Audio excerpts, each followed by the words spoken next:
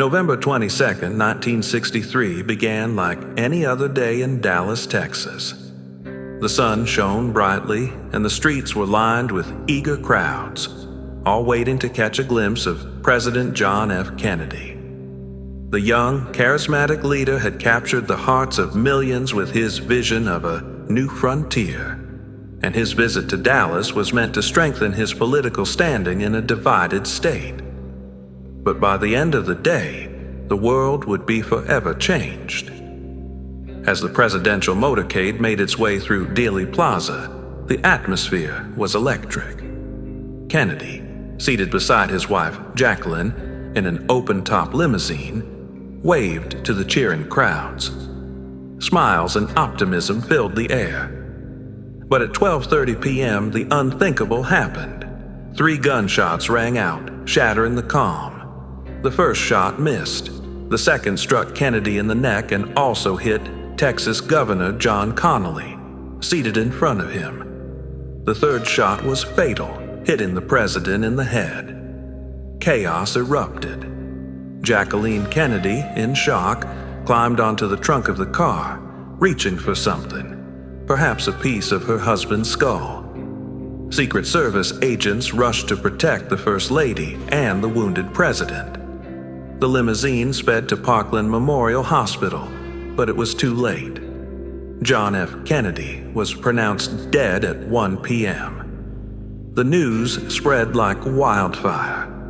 Americans gathered around radios and televisions, desperate for answers. How could this happen? Who would kill the president? Within hours, Lee Harvey Oswald, a former Marine with ties to the Soviet Union, was arrested and accused of the crime. But as the nation mourned, questions began to surface. Was Oswald really the lone gunman? Or was there something darker at play? The assassination of JFK wasn't just the death of a president. It was the end of an era of innocence and the beginning of a decade marked by distrust and conspiracy. The events of that day would leave an indelible mark on history, sparking decades of debate and investigation. What really happened in Dealey Plaza? And why does this moment continue to haunt us? The answers may lie in the shadows, waiting to be uncovered. Lee Harvey Oswald's name is forever etched in history as the man who allegedly killed President John F. Kennedy. But who was he? And what drove him to commit such an unthinkable act? The story of Oswald is as enigmatic as the assassination itself, filled with contradictions, unanswered questions, and a trail of suspicious connections. Born in New Orleans in 1939, Oswald's life was marked by instability and disillusionment. A troubled youth, he dropped out of school, joined the Marines, and eventually defected to the Soviet Union in 1959. Declaring himself a Marxist. After returning to the U.S. in 1962 with a Russian wife, Marina, Oswald's life spiraled into obscurity. He drifted between jobs, struggled with his marriage, and became increasingly obsessed with political ideologies. On the morning of November 22, 1963, Oswald was working at the Texas School Book Depository, a building overlooking Dealey Plaza.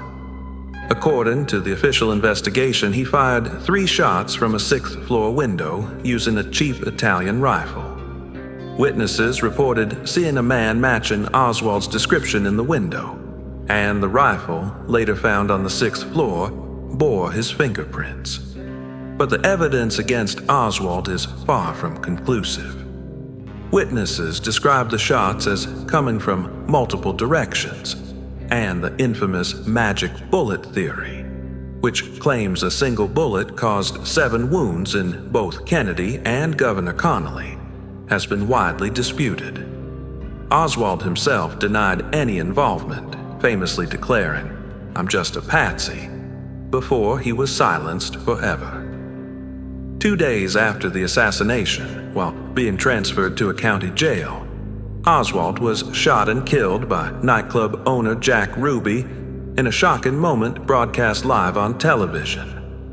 Ruby claimed he acted out of grief for Kennedy, but his connections to organized crime fueled speculation that Oswald's murder was a cover-up. Was Oswald truly a lone, disgruntled gunman, or was he a pawn in a larger conspiracy? His ties to the Soviet Union, his mysterious trip to Mexico City weeks before the assassination, and his connections to anti-Castro groups have all raised red flags. The truth about Lee Harvey Oswald remains elusive, buried beneath layers of secrecy and suspicion. As we delve deeper into his story, one thing becomes clear. The man at the center of this tragedy is as much a mystery as the crime itself.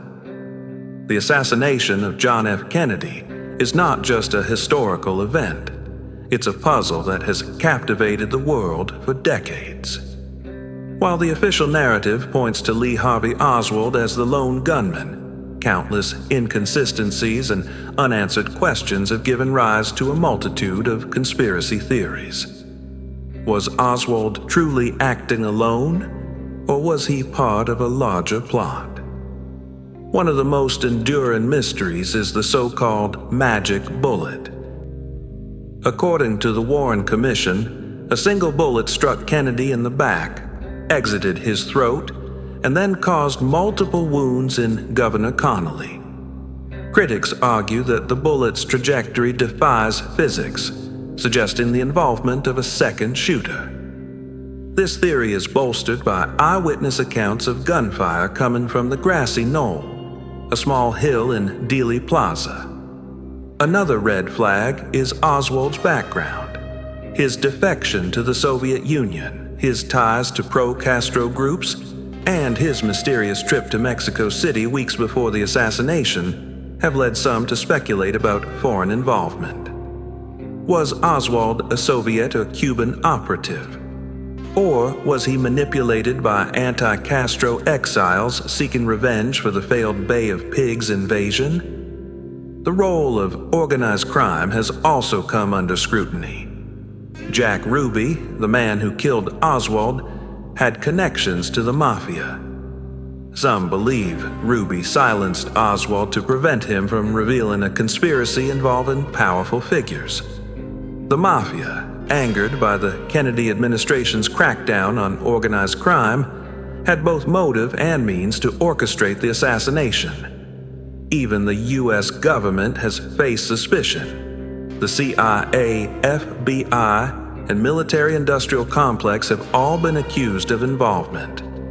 Did rogue agents eliminate Kennedy to escalate the Vietnam War or maintain Cold War tensions? The destruction of key evidence, such as Kennedy's brain during the autopsy, has only deepened the mistrust. Decades later, the JFK assassination remains a labyrinth of theories and contradictions. While some believe the truth died with Oswald, others continue to search for answers. What really happened in Dealey Plaza? The mystery endures, a testament to the enduring power of one of history's greatest enigmas. The assassination of John F. Kennedy was more than a tragic event. It was a turning point in history. It shattered the optimism of the early 1960s and ushered in an era of skepticism and distrust. Decades later, the questions surrounding JFK's death continue to haunt the public consciousness, fueling an endless quest for answers. Kennedy's death left an indelible mark on American politics and culture. His vision of a new frontier was abruptly cut short, and his successor, Lyndon B. Johnson, used the tragedy to push through landmark legislation like the Civil Rights Act. Yet, the loss of Kennedy's charisma and leadership left a void that many believe altered the course of history. The assassination also sparked a wave of conspiracy theories that persist to this day. From Oliver Stone's controversial film JFK to countless books and documentaries, the public's fascination with the case has never waned. each new piece of evidence, or lack thereof, reignites debates about what really happened. Was it a lone gunman or a meticulously planned conspiracy? Over the years, numerous investigations have sought to uncover the truth.